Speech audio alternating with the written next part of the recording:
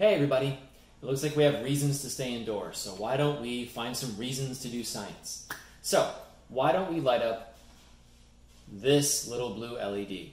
To do so, we will use Play-Doh, I know it's weird, a battery, and leads for the battery. So a wonderful TED Talk on this, and you should definitely check it out. This is called Squishy Circuits, and what we're going to do is take two little pads of Play-Doh here. I like to make nice, neat little pads, just little cubes. Whatever shape you want to do will work. So just squish these into cubes. All right. We're going to take our leads and put them on our battery. And they're not touching. I'll put the black lead in here, and I'll put the red lead in here. Now they're still not touching. There's a gap between here. I don't have a loop, so electricity is not flowing. So what I'm going to do is I'm going to take this LED, and if I look at it, one leg is longer than the other, so these are not the same. And I'm going to just spread them out a little bit. Okay? And I'm going to put it in like this, and let's see what happens. Nothing. Not very exciting. Try again. I'm going to turn this 180 degrees. Try again. Ah! Look at this. A nice blue light. So I have electricity going through here, through the Play-Doh obviously, through the LED, through this Play-Doh, back to the battery. That's a loop. So that's an entire circuit. And the reason this works is because this stuff right here is conductive.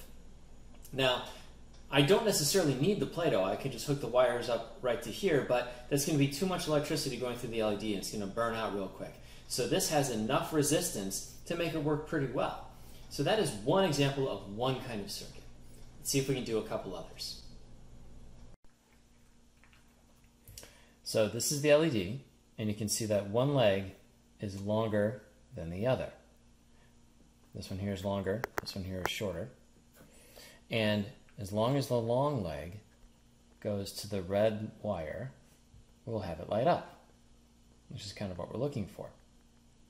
Now I can have it go through another path as well.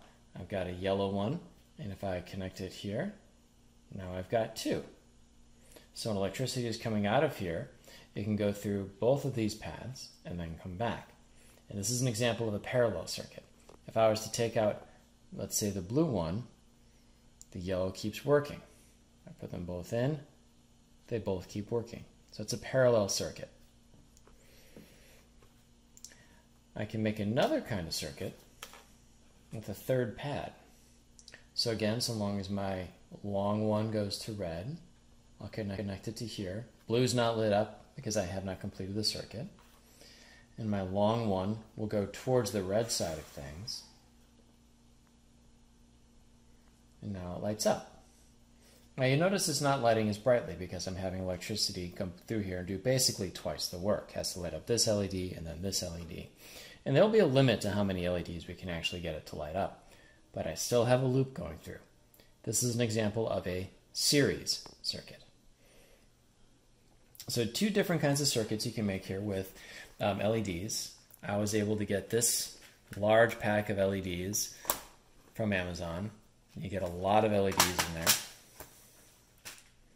So plenty of times to try this. And yeah, as long as we're going to be stuck inside, may as well have some science.